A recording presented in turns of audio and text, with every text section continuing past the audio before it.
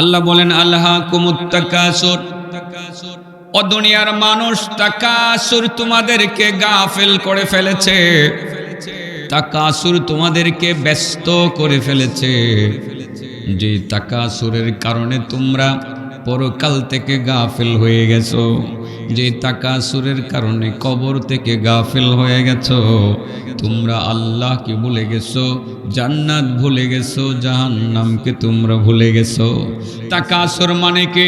তাকাসুর হলো দুনিয়ার টাকার পয়সার সম্পদ, দুনিয়ার সম্পদের লালসা আগ্রহ তোমাদেরকে অন্ধ বানিয়ে ফেলেছে।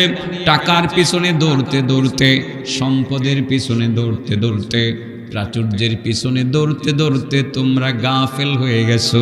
আখেরাত ভুলে গেছো, কবর ভুলে গেছো, জান্নাত ভুলে গেছো, জাহান্নাম ভুলে গেছো। ও দুনিয়ার মানুষ, যতই তোমরা প্রাচুর্যের মালিক হও না কেন, যতই তোমরা টাকা পয়সার মালিক হও না কেন, যতই তোমরা প্রভাবশালী নেতা নেত্রী হও না কেন, যত বড় মালদার পার্টি তোমরা হও না কেন, হাত্তা যুরতুমুল মাকাবির, অবশেষে তোমাদেরকে কবরের জগতে যেতেই হবে। যাওয়া লাগবে তো? ওই জায়গাতে সাহায্যকারী দরকার আছে। কয়জন সাহায্যকারী? মন থাকবো একজন একজন করে কই, তিনজনের লগে আজকাল থেকে খাতির করবেন, যেভাবে করা দরকার ঠিক সেইভাবে করবেন। পারবেন, আপনারা পারবেন, নগদে পারবেন, এই জায়গাতেই পারবেন। মুখস্থ করতে হবে, আমলের নিয়তি শুনতে হবে, আমি জিজ্ঞাসা করবো উত্তরও দেওয়া লাগবে। আবার ভয় পেয়ে যায় না, মনে হয় পারবো না, আবার শরম পায় জায়গা। পারবে, না পারলে আমি আসি ইনশাআল্লাহ। এই তিনজন সাহায্যকারীকে চিনতে হবে, বুঝতে হবে, তার সাথে খাতির করতে হবে, আজকেই তার সাথে বন্ধুত্ব করতে হবে, তাদেরকে সঙ্গে নিয়েই কবরে যেতে হবে। আলহামদুলিল্লাহ, আলহামদুলিল্লাহ নাহমাদুহু ওয়া নাস্তাঈনুহু ونستغفره ونؤمن به ونتوكل عليه ونعوذ بالله من شرور أنفسنا ومن سيئات أعمالنا، من يهده الله فلا مضل له ومن يضلله فلا هادي له، ونشهد أن لا إله إلا الله وحده لا شريك له، ونشهد أن سيدنا ومولانا محمدا عبده ورسوله. أما بعد، فأعوذ بالله من الشيطان الرجيم. بسم الله الرحمن الرحيم. منها خلقناكم وفيها نعيدكم ومنها نخرجكم تارة أخرى. صدق الله العظيم. وقال رسول الله صلى الله عليه وسلم: يؤتى الرجل في قبره فإذا أتي من قبل رأسه دفعته تلاوة القرآن، وإذا أتي من قبل رأسه وإذا أتي من قبل رجليه دفعته مشيته إلى المساجد وإذا أتي من قبل يديه دفعته الصدقة أو كما قال النبي صلى الله عليه وسلم اللهم صل على محمد وعلى آل محمد كما صليت على إبراهيم وعلى آل إبراهيم إنك حميد مجيد اللهم بارك على محمد وعلى آل محمد كما باركت على إبراهيم وعلى آل إبراهيم إنك حميد مجيد দিয়াকুল কবরস্থান জান্নাতুল বাকি জামে মসজিদ ও গ্রামবাসীর উদ্যোগে আয়োজিত আজকের এই ইসলামী মহাসম্মেলন এর সম্মানিত সভাপতি বিশিষ্ট শিল্পপতি আলহাজ তুফাইল আহমেদ খান সুমন সহ সভাপতি মণ্ডলী যথাক্রমে হাজী মোহাম্মদ জিয়াউদ্দিন মোল্লা, হাজী মোহাম্মদ চান মিয়া, হাজী মোহাম্মদ তাইজুল ইসলাম মাখন। আজকের মাহফিলের প্রধান আলোচক, সারা বাংলার আলোড়ন সৃষ্টিকারী বক্তা, সুর সম্রাট হযরত মাওলানা হাফেজ কারি সোয়াইব আহমদ আশরাফি দাওয়াত বারাকাতুহুম। আজকের মাহফিলে বিশেষ বক্তা যিনি এতক্ষণ কথা বলেছেন, আপনাদের কাছের মানুষ, দিয়াকুল কবরস্থান জান্নাতুল বাকি জামে মসজিদের ইমাম ও খতিব মুফতি আজিজুল হক আজিজি হাফিজাহুল্লাহ।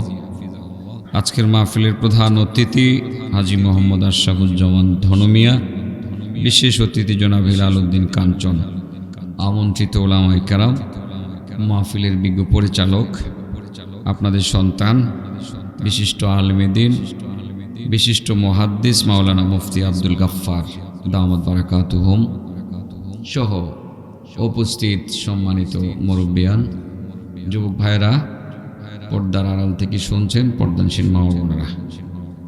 আমার ডায়েরিতেও লেখা দিয়াকুল কবরস্থান, পোস্টারও দেখলাম দিয়াকুল কবরস্থান। আমি কবরকে সামনে রেখে কিছু বক্তব্য উপস্থাপন করার চেষ্টা করব ইনশাআল্লাহ। আল্লাহ বলেন, মিনহা খালাকনাকুম, এই মাটি থেকেই আমি তোমাদের সৃজন করেছি। ওয়াফিহা নুঈদুকুম, সেই মাটিতে আবার আমি তোমাদেরকে নিয়ে যাব, তার মানে কবরে নেব। ও মিনহা নুখরিজুকুম, আবার সেখান থেকে আমি উঠাবো তোমাদেরকে তারাতান উখরা, আরেকবার। মানে মাটি থেকে তোমাদের সৃষ্টি, এখন তোমরা মাটিতে আছো, আবার মাটিতে নিয়ে যাব। এখন মাটির উপরে আছো, মাটির ভিতরে নিয়ে যাব, মাটি থেকে তোমাদেরকে উঠাবো। তাহলে এখানে তিনটা জায়গাকে সিন করা হয়েছে। প্রথম যে জায়গা, এটা হলো আলমে দুনিয়া, যেই দুনিয়াতে আমরা এখন বাস করি। এরপরে মাঝামাঝি সময়ে আমাদেরকে যে জায়গাতে নিয়ে যাওয়া হবে, সেটা হবে আলমে বারজাখ, কবরের জগৎ, যেখানে আমরা যাব। আরেকটা হলো আলমে আখিরাত, আলমে আখিরাত, আখিরাতের জীবন বা আখিরাতের ওই আলম। সেখানে মাটি থেকে সবাই উঠে আল্লাহর দরবারে আমরা হাজির হব। দুনিয়ার জগতে মানুষ মানুষকে সাহায্য করে, ডাক দিলে আত্মীয় স্বজন কেউ না কেউ আসে। বাবা তার সন্তানের সাহায্য করে, সন্তান তার বাবাকে সাহায্য করে, বন্ধু বন্ধুকে সাহায্য করে, এবং প্রতিবেশী প্রতিবেশীকে সাহায্য করে। এই জগতে কিন্তু সাহায্যকারী পাওয়া যায়, ঠিক আলমে আখিরাত সেখানেও আপনি সাহায্যকারী পাবেন। কোথায় পাবেন? হ্যাঁ, পাবেন। ইয়াশফাউ ইনদাল্লাহি ইয়াউমাল কিয়ামা আস-সালাসা, যে কিয়ামতের ময়দানে ইয়াশফাউ ইনদাল্লাহি ইয়াউমাল কিয়ামাতি সালাসা, কিয়ামতের ময়দানে আল্লাহর দরবারে সুপারিশ করবে, সাহায্য করবে তিন প্রকার মানুষ। কয় প্রকার? এক নম্বর আল আম্বিয়া, নবীগণ সাহায্য করবে। সুম্মাল উলামা, তারপরে উলামাগণ আপনাকে সাহায্য করবে, মানে সুপারিশ করবে। সুম্মা শুহাদা, তারপরে শহীদগণ সুপারিশ করবে। দুনিয়াতেও সাহায্যকারী পাওয়া যায়, পরকালেও স্পেশালি, সবসময় না, সাহায্যকারী কেউ পাবে। কিন্তু কবরের মধ্যে কি সাহায্য করার মতো কেউ আসেনি? হ্যাঁ, আছে? আমার মনে হয় নাই। বাবা এই পৃথিবীতে বাস করে, সন্তান কবরে, বাবা একটা দিনও এই কথা বলবে না সন্তানটাকে কবরে রেখে আসলাম, কেমন না জানি আছে, যাই না কবরের ভিতরে 2-4 দিন সন্তানের সাথে ঘুমায় আসি। যাবে? মা যাবে? বন্ধু বান্ধব যাবে? তার মানে বোঝা গেল কবরে বন্ধু নাই, সাহায্যকারী আল্লাহ রাসূল বলেন আছে। সুবহানাল্লাহ বলেন। আল্লাহ রাসূল বলেন আছে, আমার নবী বলছেন আছে, এটাই সত্য, ঠিক না বেটি? তবে সে সাহায্যকারী এর সাথে পৃথিবী থেকে সমন্বয় সাধন করে যাওয়া লাগবে, তবে তারা কবরে সাহায্য করবে। একজন সাহায্যকারী সাহায্য করবে মাথার দিকে দাঁড়িয়ে, আরেকজন সাহায্যকারী সাহায্য করবে পায়ের দিকে দাঁড়িয়ে, আরেকজন সাহায্যকারী সাহায্য করবে হাতের দিকে দাঁড়িয়ে। প্রথম সাহায্যকারী মাথার দিকে দাঁড়িয়ে থাকবে, আযাবের ফেরেশতা আসবে, সাপ বিচ্ছু দংশন করার জন্য আসবে, নানান আক্রমণ আসবে। প্রথম সাহায্যকারী মাথার দিকে দাঁড়িয়ে সাহায্য করবে আযাবের ফেরেশতা সহ সমস্ত আযাব দাতা যারা আযাব দিতে আসবে তাদেরকে নিজের হাতে প্রতিহত করে সরিয়ে দিবে। এক নম্বর সাহায্যকারী সাহায্য করবে কোন দিকে দাঁড়িয়ে? 2 নম্বর সাহায্যকারী সাহায্য করবে পায়ের দিকে দাঁড়িয়ে। 3 নম্বর সাহায্যকারী সাহায্য করবে হাতের দিকে দাঁড়িয়ে। আপনাকে আর আযাবের ফেরেশতা টাচ করবে এই সুযোগটা তারা দিবে না। তাহলে সাবজেক্টের নাম কি দাঁড়াইলো? 3 জন সাহায্যকারী। বলেন সাবজেক্টের নাম কি দাঁড়াইলো? তারা সাহায্য মাটির উপরে করবে না, নিচে করবে। সুবহানাল্লাহ বলেন না? কবরে যাব আমরা, সেখানে 3 জন সাহায্যকারীকে চাই, অবশ্যই চাই। চাই কি চাই না? কবরে যাওয়া লাগবে নি? হ্যাঁ, আপনারা জি বললেও যাওয়া লাগবে, জি না বললেও যাওয়া লাগবে, এখানে যাইতেই হবে। আল্লাহ বলেন মাটি থেকে পয়দা করলাম, মাটিতেই নিয়ে যাব, মাটি থেকে আবারও তোমাদেরকে উঠাবো। যে মাটিতে যাইবা এটার নাম হলো কবর। এটার নাম কি? আল্লাকুমুত তাকাসুর হাত্তা যুরতুমুল মাকাবির কাল্লা সাওফা তা'লামুন সুম্মা কাল্লা সাওফা তা'লামুন কাল্লা লাউ তা'লামুনা ইলমাল ইয়াকিন লাতারাবুন্নাল জাহিম সুম্মা লাতারাবুন্নাহা আইনাল ইয়াকিন সুম্মা লাতুসআলুন্না ইয়াওমাইযিন আনিন নাঈম। আল্লাহ বলেন আল্লাকুমুত তাকাসুর, ও দুনিয়ার মানুষ, তাকাসুর তোমাদেরকে গাফেল করে ফেলেছে, তাকাসুর তোমাদেরকে ব্যস্ত করে ফেলেছে। যে তাকাসুরের কারণে তোমরা পরকাল থেকে গাফেল হয়ে গেছো, যে তাকাসুরের কারণে কবর থেকে গাফিল হয়ে গেছো। তোমরা আল্লাহকে ভুলে গেছো, জান্নাত ভুলে গেছো, জাহান্নামকে তোমরা ভুলে গেছো। তাকাসুর মানে কি? তাকাসুর হলো দুনিয়ার টাকার পয়সার সম্পদ, দুনিয়ার সম্পদের লালসা আগ্রহ তোমাদেরকে অন্ধ বানিয়ে ফেলেছে। টাকার পিছনে দৌড়তে দৌড়তে, সম্পদের পিছনে দৌড়তে দৌড়তে, প্রাচুর্যের পিছনে দৌড়তে দৌড়তে তোমরা গাফেল হয়ে গেছো। আখেরাত ভুলে গেছো, কবর ভুলে গেছো, জান্নাত ভুলে গেছো, জাহান্নাম ভুলে গেছো। ও দুনিয়ার মানুষ, যতই তোমরা প্রাচুর্যের মালিক হও না কেন, যতই তোমরা টাকা পয়সার মালিক হও না কেন, যতই তোমরা প্রভাবশালী নেতা নেত্রী হও না কেন, যত বড় মালদার পার্টি তোমরা হও না কেন, হাত্তা যুরতুমুল মাকাবির, অবশেষে তোমাদেরকে কবরের জগতে যেতেই হবে। যাওয়া লাগবে তো? ওই জায়গাতে সাহায্যকারী দরকার আছে। কয়জন সাহায্যকারী? মন থাকবো একজন একজন করে কই, তিনজনের লগে আজকের থেকে খাতির করবেন, যেভাবে করা দরকার ঠিক সেইভাবে করবেন। পারবেন, আপনারা পারবেন, নগদে পারবেন, এই জায়গাতেই পারবেন। মুখস্থ করতে হবে, আমলের নিয়তি শুনতে হবে। আমি জিজ্ঞাসা করবো, উত্তরও দেওয়া লাগবে। আবার ভয় পেয়ে যায় না, মনে হয় পারবো না, আবার শরম পায় জায়গা। পারবে, না পারলে আমি আসি ইনশাআল্লাহ। এই তিনজন সাহায্যকারীকে চিনতে হবে, বুঝতে হবে, তার সাথে খাতির করতে হবে, আজকেই তার সাথে বন্ধুত্ব করতে হবে, তাদেরকে সঙ্গে নিয়েই কবরে যেতে হবে। মাতার পাশে দাঁড়িয়ে একজন সাহায্যকারী, বলিষ্ঠ সাহায্যকারী, তার যে সাহস হবে কবরে, তার সামনে কোনো ফেরেশতা এসে দাঁড়াবারই সাহস পাবে না। সুবহানাল্লাহ, এত পাওয়ারফুল সাহায্যকারী। সুবহানাল্লাহ বিহামদিহি। এই যে আমার বরাবরই তো কবরস্থান, তাই না? আপনি তো সেখানে শুইবেন, আশা করি অনেকেই শুইবেন। আপনি সাহায্য করে আজকে থেকে নিয়ে যাবেন। একবার হাদিস শুরু করে দিই না।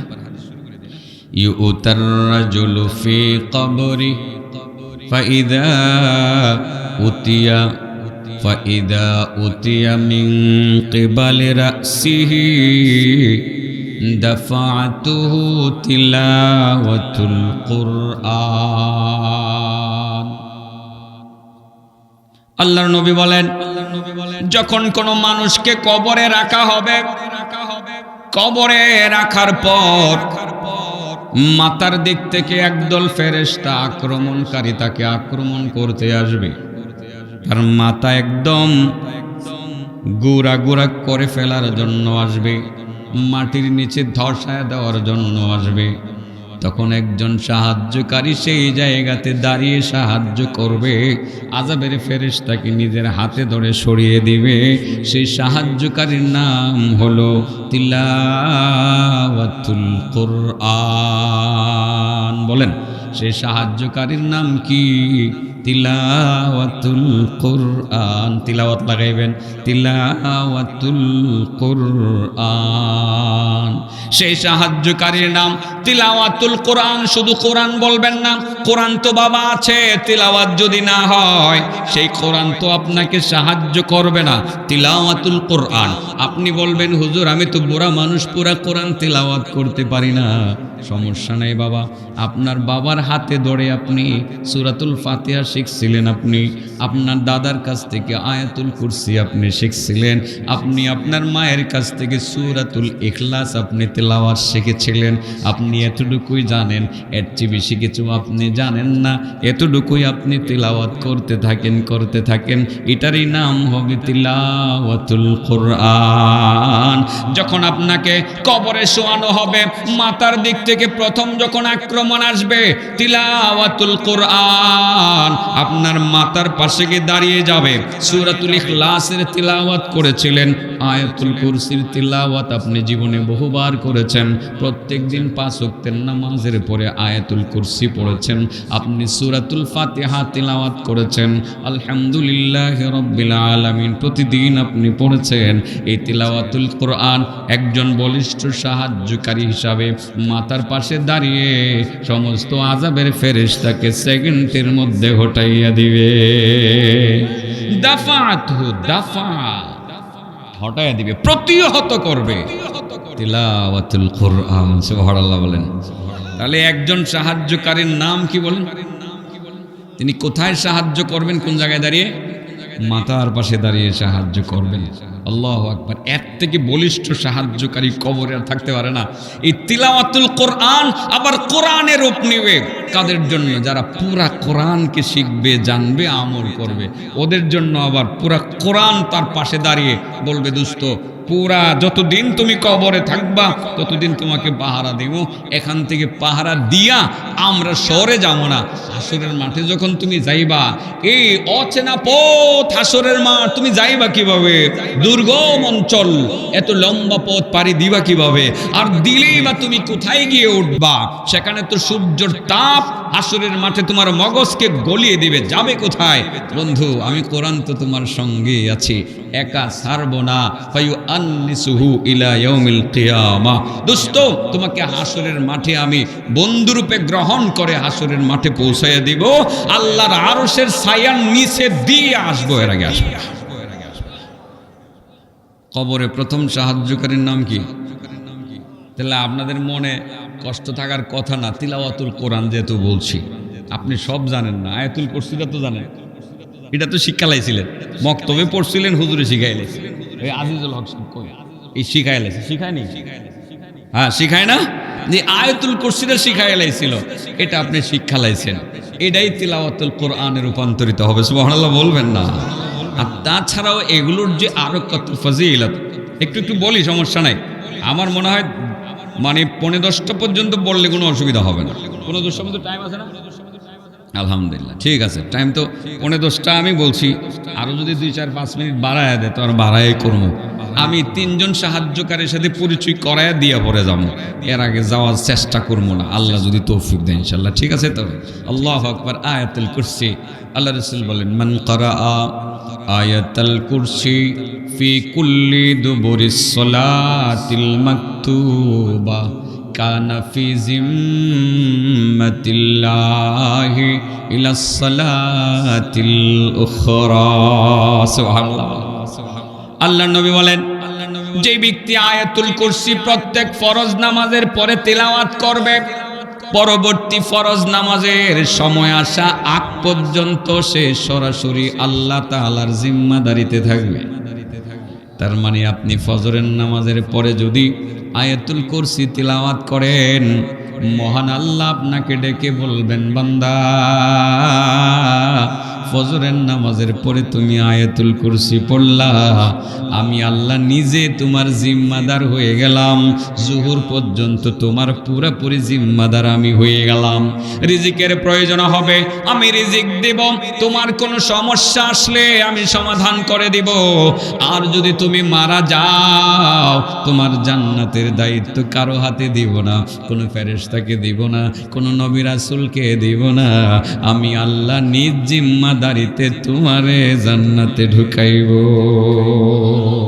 এইরকম ভাবে যখন কোনো আল্লাহর বান্দা জোহরের পরে আয়াতুল কুরসি তিলাওয়াত করে, আসর পর্যন্ত আল্লাহ তার জিম্মাদার হয়ে যান। আসরের পরে যদি কেউ আয়াতুল কুরসি তিলাওয়াত করে, মাগরিব পর্যন্ত সে তার জিম্মাদার আল্লাহ তাআলা হয়ে যান। এবার মাগরিবের পরে যদি আয়াতুল কুরসি তিলাওয়াত করে কোনো বান্দা, এশা পর্যন্ত আল্লাহ তার জিম্মাদার হয়ে যাবেন। এশার পরে যদি আয়াতুল কুরসি তিলাওয়াত করে ঘুমায়া যায়, ফজরের আজানের আগে আর জাগলো না, আল্লাহ ডেকে বলবেন, বান্দা তুমি ঘুমাইছো, কোনো অসুবিধা নাই, তুমি তো আয়াতুল কুরসি পড়েই ঘুমাইছিলা। ও বান্দা, তোমার জিম্মাদার তো আমি আল্লাহ হয়ে গেলাম। এই অবস্থায় যদি আপনার মরণ হয়, বাবা আপনি যদি আয়াতুল কুরসি তিলাওয়াত করে ঘুমায়া যান, ফজরের আগে কোনো কারণে যদি স্ট্রোক করে আপনি মারা যান, আল্লাহ আপনাকে ডেকে বলবেন, বান্দা টেনশন করো না, তোমার দায়িত্ব তো আমি নিছিলাম, তোমার জান্নাতের দায়িত্ব আমি কাউরে দিলাম না, আমি নিজ দায়িত্বে নিজ জিম্মায় তোমার জান্নাতে দিমু। কোরআন তেলাওয়াতের কত ফজিলত বাবা। কবরে তো যাওয়াই লাগবে, কবরটা তো পাশে। দৈনিক আয়াতুল কুরসিটা একটু একটু পড়েন বাবা, 1-1.5 মিনিট তো লাগে না, লাগে? এগুলো কবরের সম্বল বাবা। এই দুনিয়াতে 70 বছর বাঁচবার লাগে কত পাহারাদার নিয়োগ দেয় যারা টাকাওয়ালা, কথা বুঝছেন না? কত পাহারাদার নিয়োগ দেয় না? 70 বছর বাঁচবে। কবরের জিন্দেগিটা যদি 1.5 লক্ষ বছর হয়, এটা এখনকার বিশেষজ্ঞরা আন্দাজ করে বলে আর কি, কবরের জিন্দেগিটা যদি এখন থেকে কিয়ামত পর্যন্ত 1.5 লক্ষ বছর হয়, 1.5 লক্ষ বছর কবরে থাকবেন। ওখানে গুতা তো আর কম খাইতেন না বাবা, ওখানে পাহারাদার দরকার আছে না, সাহায্যকারী দরকার আছে না। এই জন্যই চিন্তা করলাম যে 3 জন সাহায্যকারীকে পাহারাদার হিসাবে আপনাদের সামনে আজকে দিয়ে যাবো, বিনা বেতনে বিনা পয়সায় তারা আপনাকে কবরের ভিতরে পাহারাদারি করবে, সাহায্য করবে। একজন সাহায্যকারীর নাম হলো তিলাওয়াতুল কুরআন। আয়াতুল কুরসি তিলাওয়াত করবেন, সূরা ফাতিহার ব্যাপারে তো অনেক লম্বা হাদিস ছিল, সেটা বলছি না এখন আর। সূরা ইখলাসের কথা আমি প্রায় জায়গায় বলি, এটা সহজ। সূরা ইখলাস 3 বার পড়লে 1 খতমের নেকি হয়ে যায়। সহজ না? মাত্র 3 বার পড়লেন 1 খতমের নেকি। আমরা এই মুরব্বীরা যারা আছে, ওলামা হযরত সারা, আমার যুবক ভাইরা যারা আছে, বৎসরে রমজান সারা 1 খতম কোরআন তিলাওয়াতকারী করে এরকম মনে 100 একটা হওয়া যেত, হওয়া যাইব। মুরব্বীরা কবি কেমনে করতাম, তো সহি দেখি না, শিখছিও না। বাবা আপনার জন্য তো একটা ব্যবস্থা আছে, আপনি সোহে দেখেন না, শিখছেনও না। সূরা ইখলাস তো শিখছিলেন না? 3 বার পড়লাম, সুবহানাল্লাহ কই, পুরা 1 খতমের নেকি আপনি পাইবেন। সূরাতুল ইখলাস তাদিলুস সুলুসাল কুরআন। আল্লাহ নবী বলেন সূরাতুল ইখলাস হলো পবিত্র আল কোরআনুল কারীমের 1/3 সমান। তার মানে আল্লাহর কোনো বান্দা, আল্লাহর কোনো বান্দি যদি সূরাতুল ইখলাস মাত্র 3 বার তিলাওয়াত করে, মহান আল্লাহ তাআলা পুরা 1 খতম কোরআনের নেকি তার আমল নামায় জমা কইরা দে। অযুবক, এটা তো কঠিন না রে বাবা, কঠিন না, সহজ সহজ সহজ। 3 বার পড়তে 1.5 মিনিট লাগে না। কুল হুয়াল্লাহু আহাদ আল্লাহুস সামাদ পড়েন, লাম ইয়ালিদ ওয়া লাম ইউলাদ ওয়া লাম ইয়াকুল লাহু কুফুয়ান আহাদ। বিসমিল্লাহির রহমানির রহিম। কুল হুয়াল্লাহু আহাদ আল্লাহুস সামাদ লাম ইয়ালিদ ওয়া লাম ইউলাদ ওয়া লাম ইয়াকুল লাহু কুফুয়ান আহাদ। বিসমিল্লাহির রহমানির রহিম। কুল হুয়াল্লাহু আহাদ আল্লাহুস সামাদ লাম ইয়ালিদ ওয়া লাম ইউলাদ ওয়া লাম ইয়াকুল লাহু কুফুয়ান আহাদ। আলহামদুলিল্লাহ বলেন। এই জায়গাতে এই মুহূর্তে এক্ষুনি আপনাদের প্রত্যেকের আমলনামায় পুরা 1 খতম কোরআনের সওয়াব জমা হয়ে গেছে। আরে বাবা, আপনি তো অনেক কিছু পারেন না। কুল হুয়াল্লাহ সূরা আপনি পারেন, সূরাতুল ইখলাস আপনি পারেন, 3 বার তিলাওয়াত করে ফেলেন, 1 খতম এর নেকি আপনার আমলনামায় জমা হয়ে যাবে। যখন আপনি কবরে যাইবেন, 1 খতম কোরআনের মতো হইয়া সূরাতুল ইখলাস মাথার পাশে দাঁড়াইয়া আপনাকে সাহায্য করবে, আযাবের ফেরেশতাকে কাছে ভিড়তে দিবে না। তাছাড়াও সূরাতুল ইখলাস সম্পর্কে নবীজি বলেন, মান ক্বারা কুল হুয়াল্লাহু আহাদ হাত্তা ইয়াখতিমাহা 10 মাররাতিন বানাল্লাহু লাহু কসরান ফিল জান্নাহ। সুবহানাল্লাহ। فقال عمر بن الخطاب إذا أستكثر يا رسول الله قال الله أكثر وأطيب সুবহানাল্লাহ সুবহানাল্লাহ। আল্লাহ রাসূল বলেন আল্লাহর কোনো বান্দা বান্দি যদি কুল হুয়াল্লাহু আহাদ পড়ে শুরু থেকে শেষ পর্যন্ত পড়ে, যদি 10 বার পড়ে, কয়বার পড়ে? 10 বার পড়ে। 10 বার পড়লে পরে মহান আল্লাহ তাআলা জান্নাতের ভিতরে তারে একটা বাড়ি বানাইয়া দেন। যে ব্যক্তি 10 বার পড়বে আল্লাহ তারে জান্নাতে একটা বাড়ি বানায় দিবে। হযরত ওমরে ফারুক দাঁড়িয়ে বললেন ইদা আস্তাগফিরু ইয়া রাসূলুল্লাহ, ওগো আল্লাহর নবী 10 বার পড়লে যদি জান্নাতে বাড়ি হয়, আমি আরো বেশি পড়লে জান্নাতে আরো বেশি বাড়ি পাই মনে। আল্লাহর রাসূল বলেন আল্লাহু আকবার ওয়া আতিয়াব। ওমর তুমি যত বেশি সূরা ইখলাস পড়বা মহান আল্লাহ তত বেশি সুন্দর সুন্দর বাড়ি তোমার জান্নাতে বানাইয়া দিব। এবার সহজ হয়ে গেছে, আসলে ওয়াজটা সার্থক। তো পয়সা খরচ করে করছি, ওয়াজটা সার্থক। আর কষ্ট করে শীতের দিনও আইসে ফজরের নামাজ কেড়ে পড়তাম।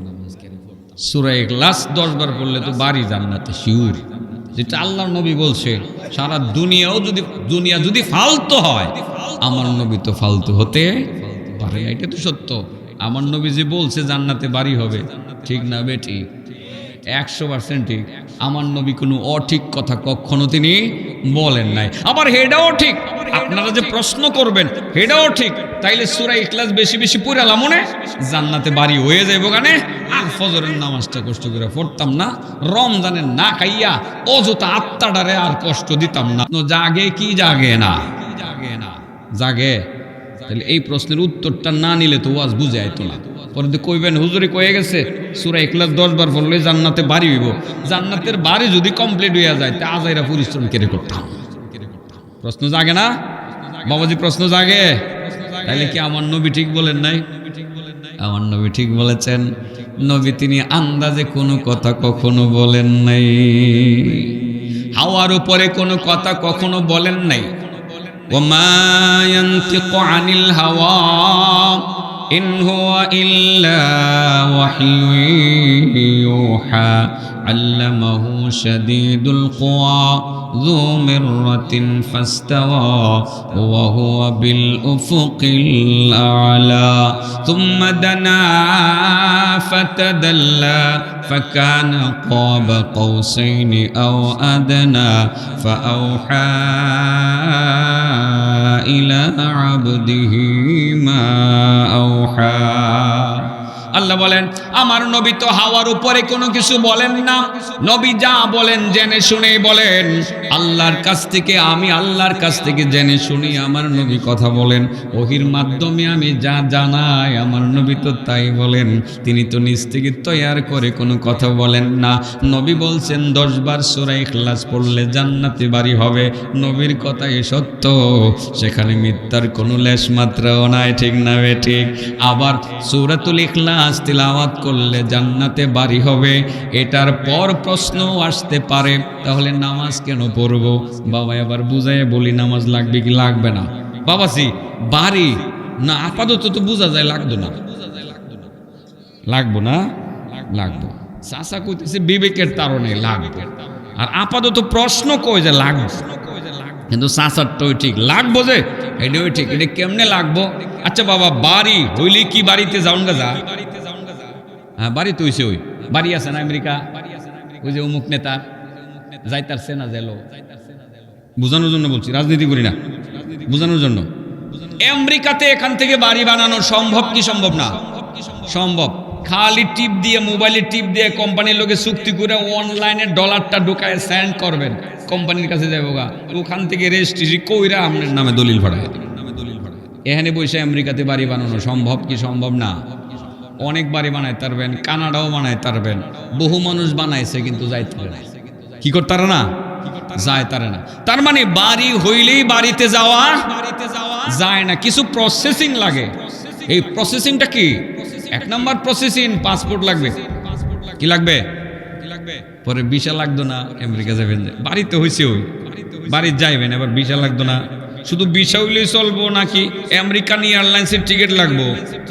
টিকিটও লাগবো। টিকিট লইয়া টিকিট কাটটা সুজা আপনি চলে গেলেন আমেরিকাতে। কোথায় গেলেন? যে কোম্পানির কাছ থেকে বাড়িটা কিনছিলেন, মোবাইলে স্ক্রিনশট আছে না? আছে। এটা লই কোম্পানির কাছে যাইবেন। কোম্পানিকে হও ওকে, তোমার বাড়ি 172 নম্বর বাড়ির মালিক তুমি। আচ্ছা, বাড়িতে ঢুকবা তো? ঢুকবা কেমনে? তালা তো লাগানো আছে।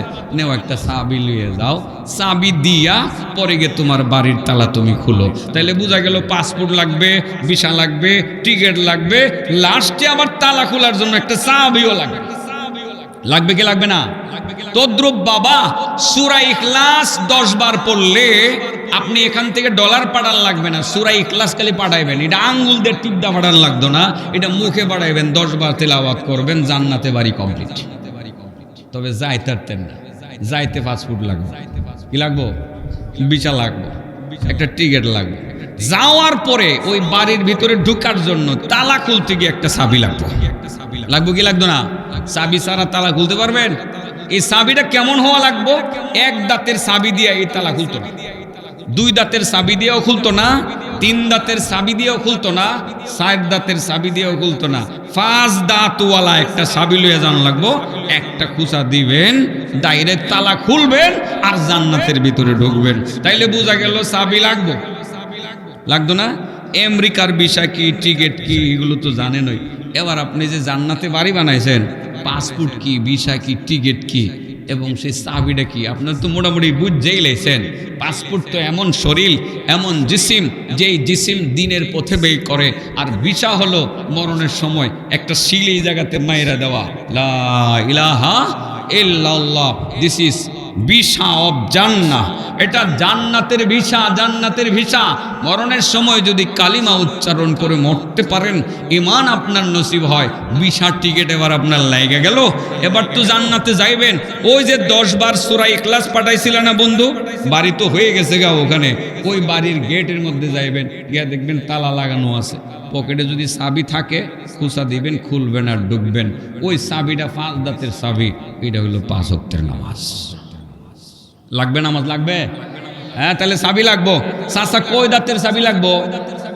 2 দাঁতের চাবি দিয়ে তালা খুলবো, 3 দাঁতের চাবি দিয়ে তালা খুলবো, 4 দাঁতের চাবি দিলে খুলবো, 5 দাঁতের চাবি দিয়া তালার মধ্যে কুচা দিলে তালা খুলবো, নাইলে খুলতো না। বোঝা গেল 5 ওয়াক্তের নামাজ লাগবে। এটা ছাড়া কোনো ভাও নাই, নামাজ ছাড়া কোনো ভাও নাই। যত কিছুই বলেন, যত ওয়াজ করেন, যত ওয়াজ শুনেন, যত কিছুই বলেন, নামাজ মাস্ট বি, এটা লাগবে 100%। এটা ছাড়া জান্নাতে ঢুকা মুঠেও সম্ভব না। বাবাজি, আমি কি বুঝাইতে পারছি? পাহারাদার সাহায্যকারী কয়জন? মাটির উপরে না নিচে? প্রথম সাহায্যকারীর নাম কি? তিলাওয়াতুল কোরআন। উনি কোন জায়গায় সাহায্য করবে? পারে দি ছাত্রবালা। আমি ভাবছিলাম ছাত্র না, সব পারে, ছাত্রবালা আছে, মেধাবী ছাত্র, মাতার পাশে দাঁড়ায় সাহায্য করবে। তিলাওয়াতুল কোরআন। প্রথম আয়াতুল কুরসির কথা বলছিলাম, এখন সূরা ইখলাসের কথা বলতেছি। বাবা, সবটা পারেন না, এটা তো পারেন। কুল হুয়াল্লাহু আহাদ। আব্বাজি, এটা পারেন না? পারেন। আমার চাচিও পারে, আমার ভাই বোনেরাও পারে, স্কুল কলেজে পড়তেছে তারাও পারে, আমার এই ছোট্ট বন্ধুরাও সূরা ইখলাস কুল হুয়াল্লাহু আহাদ পারে। পারো না? তুমি পারো না? কুল হুয়াল্লাহু আহাদ। মাশাআল্লাহ, এই শিশু বাচ্চারাও পারে। অভ্যস্ত হয়ে যান আপনি। ছেলেটাকে বলেন বাবা স্কুলে পড়োস, কিন্তু সূরা ইখলাসটা দৈনিক পড়িস। মেয়েকে বলবেন মা তুই কলেজে পড়িস, সমস্যা নাই, সূরা ইখলাসটা অন্ততপক্ষে দৈনিক 3 বার হলেও তুই তিলাওয়াত করিস। 10 বার তিলাওয়াত করলে তো জান্নাতে একটা বাড়ি হবে। সেই বাড়িতে যাওয়ার জন্য পাসপোর্ট, ভিসা সব লাগবে, লাস্টে একটা চাবিও লাগবে। পাশাপাশি প্রিয় নবী মুহাম্মদ মুস্তাফা সাল্লাল্লাহু আলাইহি ওয়াসাল্লাম আরেকটা কথা বলেন। আমার পুরনো ওয়াজে আশেপাশে করেছি হয়তো বা, আবারও যেহেতু কবর সামনে বিষয়টা নিয়ে গেলাম, আরেকটা কথা বলি। আল্লাহু আকবার। মরতে হবে না আমাদের? হ্যাঁ, আল্লাহ রাসূল বলেন, কাব ইবনে মালিক থেকে বর্ণিত হাদিস, আল্লাহর কোনো বান্দা বান্দি যদি সূরাতুল ইখলাস নিয়মিত তিলাওয়াত করে, নিয়মিত, সে মরব। মরণের পরে ঈদগাহ মাঠে তার জানাজা হইব। জানা এখানে হয়? এই মাঠে হয় না? এই মাঠে, এই জায়গাতে হয়। আর বেশি মানুষ হইলে এন হইব। কথার কথা, এই মাঠেও হইতে পারে। যদি বেশি মানুষ হয় এই মাঠেও হইতে পারে। জানাজা হবে না? জানাজা হবে। আপনারা কয়জন লোক এই গ্রামের তো বা 1500 লোক থাকবেন। আল্লাহ রাসূল বলেন যে যেই লোকটা সূরা ইখলাস নিয়মিত পড়বে আর মারা যাবে, তার জানাজার নামাজের মধ্যে মানুষ আয়োগ আর না আয়োগ জিবরাইল আইব। কেডা আইব? আর জিবরাইল আমার নবীরে বলছে, ইয়া রাসূলুল্লাহ আমি একাইতাম না তো, কমপক্ষে 50,000 ফেরেশতার একটা দল নিয়ে আসবে। এ মাঠে জায়গা হইব 50,000 ফেরেশতা? হ্যাঁ, রাষ্ট্রপতি জানাজায় আসলে আসতে পারে, মানুষও বাড়বে, জান্নাতের গ্যারান্টি দিতে পারবে। কিন্তু জিবরাইল আপনার জানাজায় আসলে জান্নাতের গ্যারান্টি? হ্যাঁ, সুবহানাল্লাহ কইবেন না, কারণ তিনি আল্লাহর পক্ষ থেকে মনোনীত ফেরেশতা, আল্লাহর নির্দেশ মেনেই তো তিনি জানাজায় আসবেন। জিবরাইল তো কোনো গুনাহগারের জানাজায় যান না, তিনি নেককার মানুষের জানাজায় আসবেন। বোঝানোর জন্য কাব ইবনে মালিক থেকে বর্ণিত হাদিস, ইমাম ইবনে রজব হাম্বলি লিখেছেন জামিউল উলুম আল হিকামে, ইবনে রজব হাম্বলি লিখেছেন রাসূল করিম সাল্লাল্লাহু আলাইহি সাল্লামের জীবনে অনেক জিহাদ গেছে, যুদ্ধ গেছে না? 50,000 ফেরেশতা কিভাবে আসবে একটু বিবরণটা দিয়ে দিব। সাহায্যকারী কয়জন? মাত্র একজনের আলোচনায় গেছে গা ইতিমধ্যে 1 ঘন্টা না, আর বাকি 2 জনের আলোচনা কি 15 মিনিটে শেষ করুন যাইতো না? 2.5 মিনিটে শেষ করা সম্ভব, কোনো টেনশন করেন না। আপনাদের প্রধান বক্তা খুব সম্ভব এসে গেছে, তাই না? হ্যাঁ, উনি আসলে ওনার কাছ থেকে আপনারা শুনবেন। উনি আলহামদুলিল্লাহ কি বলবো যে সুর সম্রাট, সুরে মুগ্ধ হবেন, একেবারে অন্তরটা ঠান্ডা হয়ে যাবে আপনাদের। এক একটা টান শুনবেন, কলিজা ঠান্ডা। আমি তো আসলে ভাঙ্গা গলা নিয়ে কথা বলি, সুর মোরও ভালো না। আমার বাবা মাঝে মধ্যে হাসতেন, আমার পুলার সুরটা যে কেমন রে, আমাদের কারো মতো হইল না। আমার আব্বা হাসতেন, কারণ আমার আব্বারও কণ্ঠ অনেক ভালো ছিল। তো আব্বা বলতেন যে তোর কণ্ঠটা এমন কেন বাবা, মোটা কণ্ঠ, আব্বা বলতেন। যাই হোক, তো তারপরেও এই ভাঙ্গা গলা দিয়ে কিছু কথা বলার চেষ্টা করি। টার্গেট তো সুর না, কৃত্রিম কোনো সুর সৃষ্টি করার চেষ্টাও করি না, সেটা হয়তো বা ন্যাচারালি যেটা চলে আসে টান, সেটা আসে। কথা বুঝছেন না? কৃত্রিমভাবে চেষ্টা করি।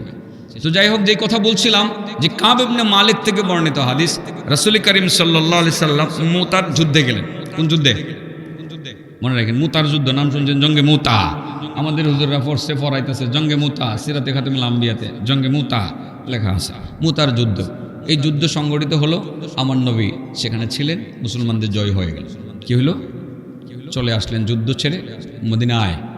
মদিনায় এসে দেখেন দুর্ভিক্ষ, কারো করে খাবার নেই, ইভেন পানি পান করার মতো পানিটা নেই। গোসলের পানি তো আরো আগেই নেই। এতদিন যুদ্ধের মাঠে পানি পান করার পানি নাই, গোসলের পানি নাই, তারা খায় কি, গোসল করে কি? বিপদ। যুদ্ধের পোশাক কেউ এখনো খুলেন নেই। প্রিয় নবী মুহাম্মদ মুস্তাফা সাল্লাল্লাহু আলাইহি ওয়াসাল্লাম তিনিও খুলেন নেই। দুরূদ পড়েন সাল্লাল্লাহু আলাইহি ওয়াসাল্লাম। আমি ফজিলত আজকে বলবো না দুরুদের, একটা কথা মনে রাখবেন, দুরুদ বেশি পড়বেন, ইমানের ফুল ফুটবে ভিতরে, কলবে ইমানের ফুল ফুটবে। কি ফুটবে? বেশি দুরুদে ইমানের ফুল ফোটে ভিতরে। দুরুদ পড়বেন যত বেশি পারেন, যত বেশি পারেন দুরুদ করতে থাকবেন। সেদিকে হয়তো অন্য কেউ আজকে বলবেন, আমি বলছি না। রাসূল করিম সাল্লাল্লাহু আলাইহি সাল্লাম এখনো যুদ্ধের পোশাক খুলেন নাই। সাহাবায়ে কেরাম কেউ খুলেছেন, কেউ খুলেন নাই। এরকম এমত অবস্থায় জিবরাইল আমিন আল্লাহ রাসূল সাল্লাল্লাহু আলাইহি সাল্লামের দরবারে আবার এসে উপস্থিত। রাসূল বলেন, জিবরাইল আবার আসলা? ইয়া রাসূলুল্লাহ আসলাম। কোনো নির্দেশ আছে? ইয়া রাসূলুল্লাহ নির্দেশ তো আছে। কি নির্দেশ? তাবুকের যুদ্ধে যাওয়া লাগবে। কোথায়? মাত্র যুদ্ধ শেষ করে আসছে, খাওয়া দাওয়াটাও জুটে নাই, আবার তাবুকে যাওয়া লাগবে। প্রায় মদিনা থেকে 1000 কিলোমিটার প্রায় দূরে তাবুকের ময়দান, ওখানে যাওয়া লাগবে। মুতার যুদ্ধে পরাজিত বাহিনী প্রতিশোধ নেওয়ার জন্য তাবুকে অবস্থান করতেছে, ওখানে যাওয়া লাগবে। আল্লাহ রাসূল সাল্লাল্লাহু আলাইহি সাল্লামের ভিতরে একটু চিন্তা, আমি তো যাবোই, আল্লাহর হুকুম, যেতেই হবে। সাহাবাদেরকে যে বলবো, এটা তো খাই নাই, কিভাবে বলি? তারপরে আল্লাহর হুকুম, বলতেই তো হবে। সাহাবা একরামদেরকে ডেকে বললেন, বন্ধুরা জানি তোমরা এখনো খাও নাই, আল্লাহ যে আবার হুকুম করছে জিবরাইলের মাধ্যমে তাবুকের ময়দানে যাওয়ার জন্য, তোমরা কি রাজি আছো? ইয়া রাসূলুল্লাহ, আল্লাহর হুকুম আগে, আমাদের খাবার পরে। সুবহানাল্লাহ বলবেন না? আরে এর নামই তো সাহাবা, এর নামই কি?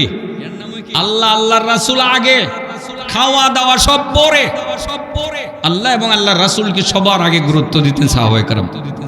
আজ আমরা মুসলমান, আমরা আগে দুনিয়াকে গুরুত্ব দিই, সব কাজে আগে দুনিয়াকে গুরুত্ব দিই, সর্ব কাজে। বলবেন হুজুর কোন কাজে? হ্যাঁ, ধর্মীয় কাজে।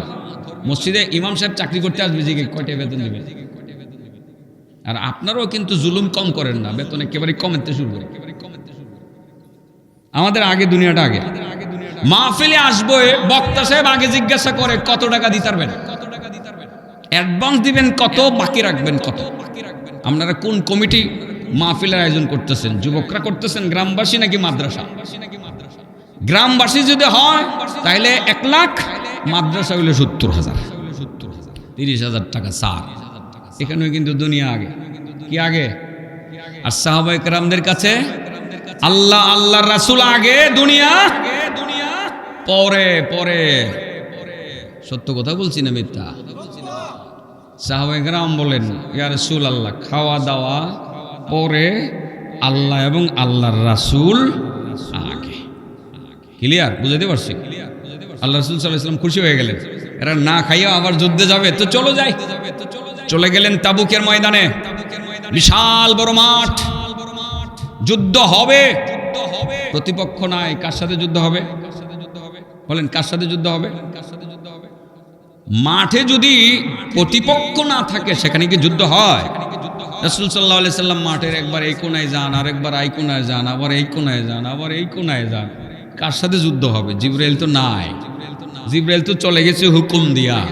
বেশ কয়দিন পরে জিবরাইল আসলেন। প্রিয় নবী মুহাম্মদ মুস্তাফা সাল্লাল্লাহু আলাইহি সাল্লাম বলেন, জিবরাইল গড় নাকি?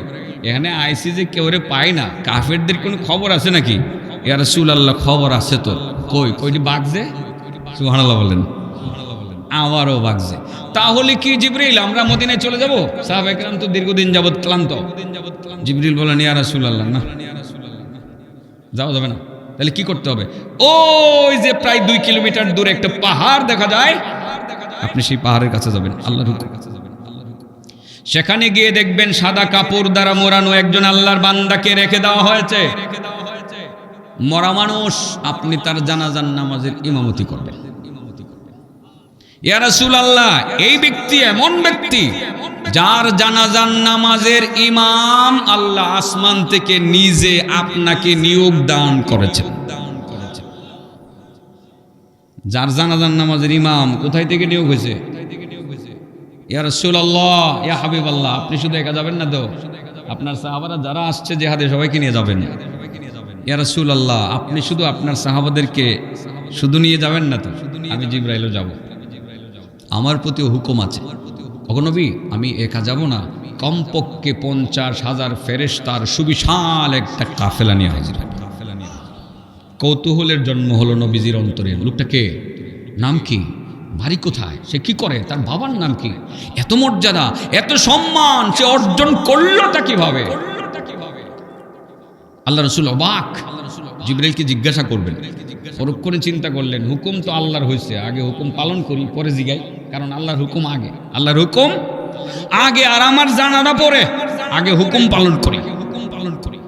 নবী করিম সাল্লাল্লাহু আলাইহি সাল্লাম চলে গেলেন জানাজার মাঠে। বিশাল বড় মাঠ, গিয়ে দেখেন লাখ লাখ লোক দাঁড়ানো।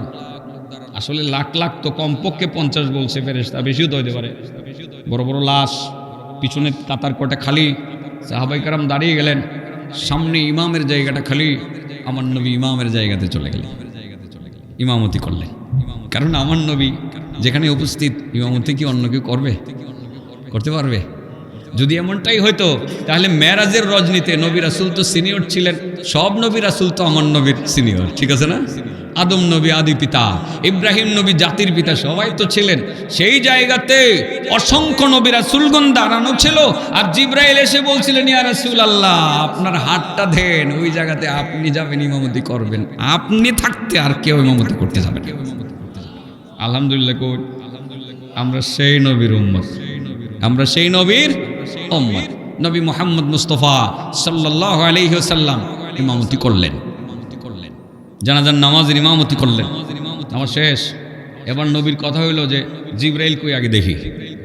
জিগামু, লোকটা কেডা, নাম কি, বাড়ি কই, সে কি করত, জিজ্ঞাসা করার দরকার আছে না? নবী সাল্লাল্লাহু আলাইহি ওয়াসাল্লাম ব্যস্ত হয়ে বললেন, জিবরাইলকে জিজ্ঞাসা করলেন। জিবরাইল ফাঁকিদা কই গেছে? কথা বুঝছেন না? মোবাইলের ব্যবস্থা কি তখন ছিল? এগুলো থাকলে এনে কইতো যে জিবরাইল কই আছো, আইও না দেখি, তোমার লগে একটু কথাবার্তা আছে। লোকটার পরিচয়টা বলে দিয়ে দাও। মোবাইল ছিল না, রাসূল সাল্লাল্লাহু আলাইহি সাল্লাম পেরেশান হয়ে গেলেন, কারণ এই ফাঁকে ফেরেশতারা তারা ওই লাশ নিয়ে কবরে চলে গেলেন। কবর দেওয়া চলছে আর আমার নবীর ভিতরে এক্সট্রা পেরেশানি, জিবরাইল কই, লোকটা কেডা, কার জানাজায় আসলাম, কে সেই লোক, যার নাম কি, তার বাবার নাকি, সে কি করত, কোন কারণে এত মর্যাদা এত সম্মান সে অর্জন করতে পারলো।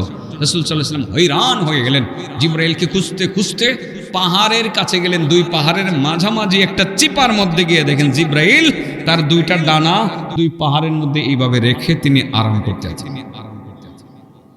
এটা হলো জিবরাইলের নিজস্ব আকৃতি। তার নিজস্ব আকৃতিতে তার শরীরের ডানা হলো 600, মাত্র দুইটা খুলছে, মাত্র, বাকিগুলো ঠিক আছে। এর আগে জিবরাইল আমার নবীর কাছে যতবার আসতেন ততবারই একজন মানুষের আকৃতি নিয়ে আসতেন।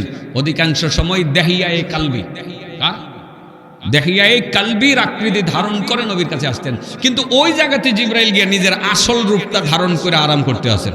আমার নবীকে, জিবরাইল তুমি নয় আরাম করতেছো, তোমারে খুঁজতে খুঁজতে আমি হয়রান হয়ে গেছি। বুখারীর হাদিসে আছে যে আল্লাহ রাসূল জিবরাইলকে নিজস্ব আকৃতিতে দুইবার দেখছেন, দুই পাহাড়ের মাঝে। এই যে প্রথম দেখা, নিজস্ব আকৃতি, এটা জিবরাইলের প্রথম দেখা। আরেকবার দেখছিলেন আপনার একটা গুল চত্বরে, গুল চত্বরটা হলো 7 আসমানের উপরে। গুল চত্বরটার মধ্যে একটা বরুই গাছ লাগানো আছে। এই বরুই গাছের এরিয়াটাকে বলা হয় সিদরাতুল মুনতাহা।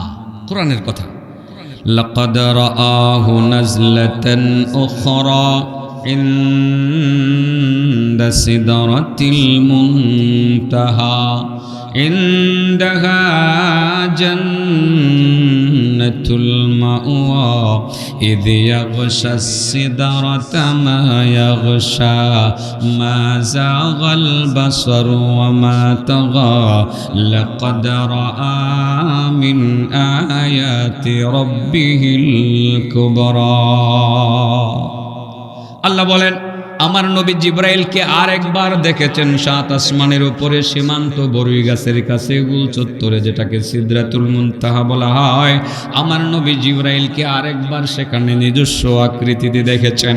প্রিয় নবী মুহাম্মদ মুস্তাফা সাল্লাল্লাহু আলাইহি ওয়াসাল্লাম এবার জিবরাইলকে লক্ষ্য করে বললেন, ভাই জিবরাইল, তুমি এখানে এসে আরাম করতে আছো, আমি হয়রান হয়ে গেছি, আমি এখনো পর্যন্ত আমি শিউর হইতে পারি নাই লোকটাকে, কার জানাজার নামাজে তুমি আমাকে দাওয়াত করে আনলা, লোকটাকে এত মর্যাদা এত সম্মান সে কিভাবে অর্জন করলো, যার জানাজার নামাজের ইমাম মহান আল্লাহ রাব্বুল আলামিন আসমান থেকে আমাকে নিয়োগ দিয়েছেন, যার জানাজার নামাজে শরীক হওয়ার জন্য আমার সাহাবাদেরকে নির্দেশ দিয়েছেন, ও জিবরাইল তুমি নিজেও তার জানাজার নামাজে শরীক হইলা, কমপক্ষে 50,000 ফেরেশতার বিশাল বড় একটা কাফেলা নিয়ে আসলা। জিবরাইল লোকটাকে, তার নাম কি, তার বাবার নাম কি, সে কি করত, কোন আমল করত, তুমি যদি বলতা। জিবরাইল বলেন, ইয়া রাসূলুল্লাহ, ইয়া হাবিবাল্লাহ, আপনি তো তাকে দেখলে চিনতেই পারতেন, তার কাফনের কাপড় মুখের দিক থেকে খুলে যদি একটু তাকাইতেন আপনি তাকে চিনতে পারতেন, সে তো অন্য কেউ না, আপনার এই সাহাবী, নাম তার মুআবিয়া ইবনে মুআবিয়া আল মুজানি। তার নাম মুআবিয়া, তার বাবার নামও মুআবিয়া, আমির মুআবিয়া না কিন্তু আরেকজন আমিরে মুআবিয়া, তার নাম হলো মুআবিয়া, তার বাবার নাম হলো মুআবিয়া, মুআবিয়ার ছেলে মুআবিয়া, তার গোত্রের নাম হলো মুজানি গোত্র, মুজানি গোত্রের মুআবিয়ার ছেলে মুআবিয়া আপনার সাহাবী। তার দৈনন্দিন জীবনের একটা আমল আল্লাহর কাছে বড় ভালো লাগছিল, আল্লাহর কাছে বড় পছন্দের মনে হয়েছিল। যখনই তার সুযোগ হয়তো তখনই পবিত্র আল কোরআনুল কারীম থেকে সূরাতুল ইখলাস তিলাওয়াত করত, কুল হুয়াল্লাহ সূরা তিলাওয়াত করত, প্রতিদিন কম বেশ তিলাওয়াত করত। এই তিলাওয়াত করার কারণে মহান আল্লাহ রাব্বুল আলামিন তার মরণের পরে তার জানাজার নামাজের মধ্যে আপনাকে ইমামতি করার জন্য নির্দেশ দিয়েছেন, আপনার সাহাবাদেরকে তার জানাজায় আসতে বলেছেন, আমি জিবরাইলকেও আসতে বলেছেন, কমপক্ষে 50,000 ফেরেশতার বিশাল বড় কাফেলা নিয়ে আসতে বলেছে।